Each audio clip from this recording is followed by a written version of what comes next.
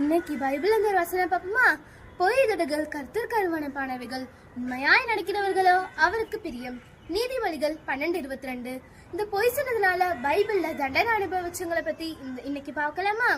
அப்போஸ்தலர் காலத்துல எல்லாரும் ஒரே குடும்பமா அவங்களோட சொத்தை எல்லாம் ஒன்னாவதான் நினைச்சிட்டு இருந்தாங்க. அப்போ அனனியா சப்பீரால்னு ஒரு தம்பதிகள் இருந்தாங்க.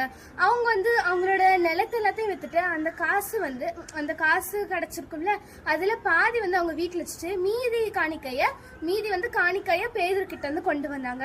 இப்போ பேதர் கேட்டாங்க, உண்மையிலேயே இந்த மொத்த காசு தான் நீங்க நிலத்தை வித்து வாங்கினீங்களா?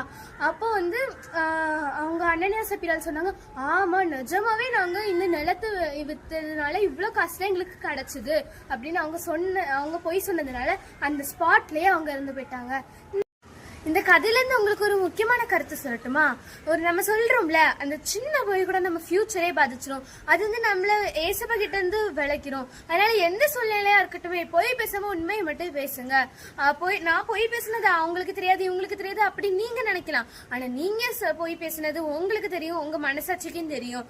அதனால உங்களுக்கு உண்மையா இருங்க, எல்லாத்துக்கும் உண்மையா இருங்க. ஏசப்போட நாமத்தை மகிமைப்படுத்துங்க. தேங்க்யூ.